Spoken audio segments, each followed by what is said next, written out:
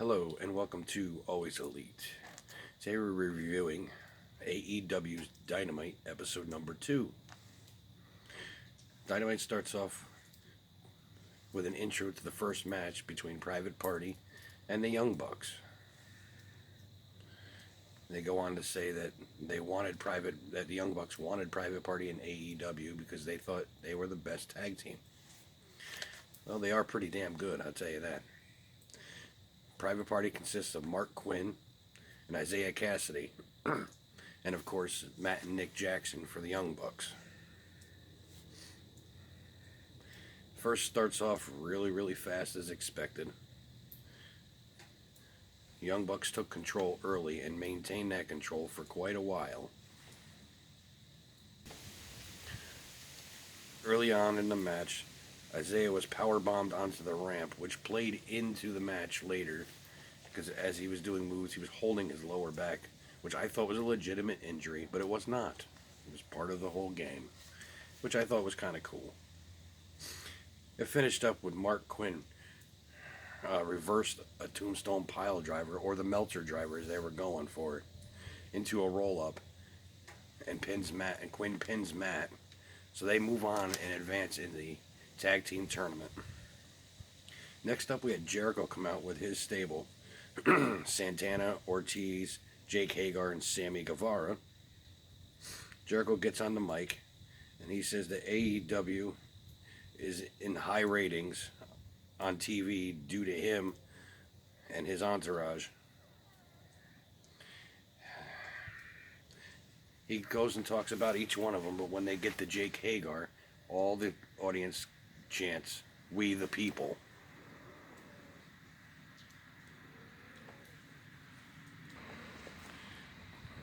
Jericho says that was a dumb idea from stupid creative, and that gimmick is done and gone.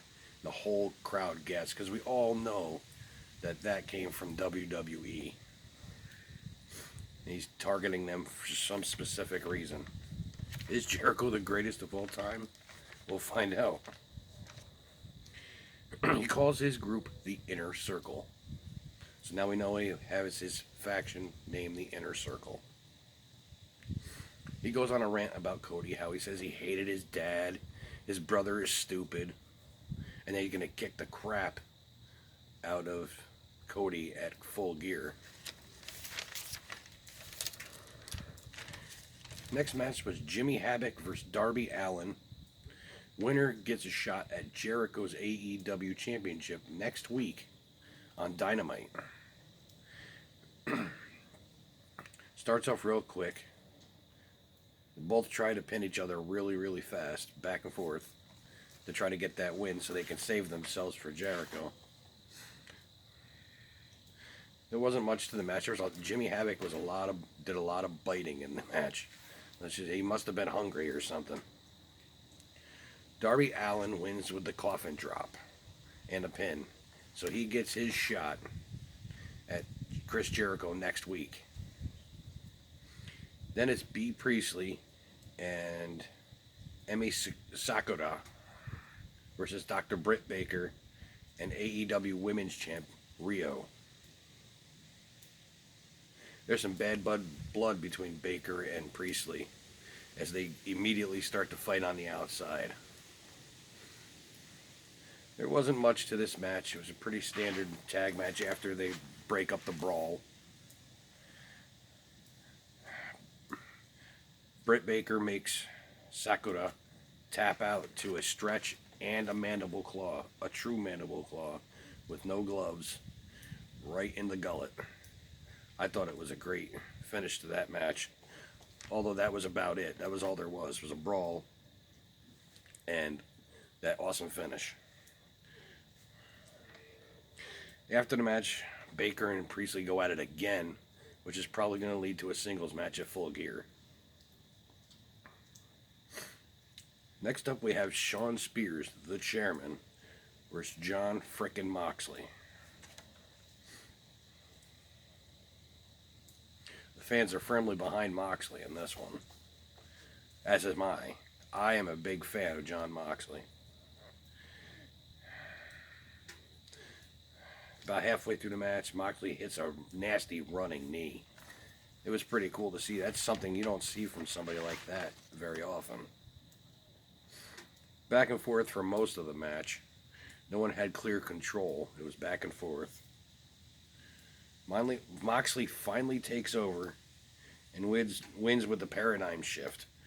Omega shows up on the ramp with a barbed wire bat and broom.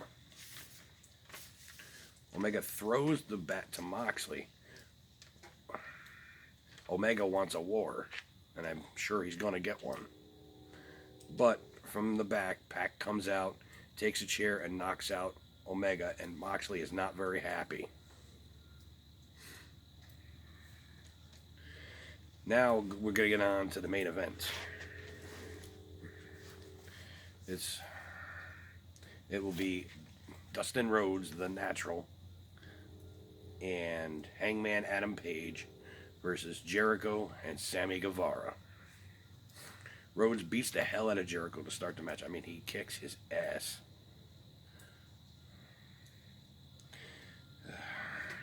Later in the match, Rhodes beats up Guevara as well. Followed by Hager getting involved by beating up Dustin Rhodes. And, well, actually both of them. One and then the other, as Guevara is holding the referee hostage so that way he couldn't see what was going on. It ends with Jericho using the Judas effect on Rhodes. He gets the pin 1, 2, 3. Of course. The Inner Circle, he knew he was going to win with some type of interference. After the match, the Inner Circle beats up Dustin and Page. Lights go out, and they come back on, and Cody's in the ring. He takes out Guevara. The rest of the Inner Circle comes in and starts beating up everybody. MJF comes down and takes out everybody. Allen rides down on his skateboard and takes out Jericho on the outside. Thought that was kind of neat. Just remember that he has a match next week against Jericho for the title. Well,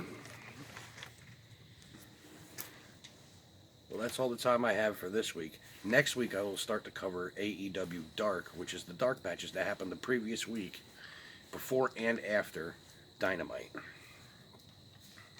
Just remember, like, subscribe, and hit that bell icon so you can stay up to date on new videos every single week for AEW. Until then, always be elite.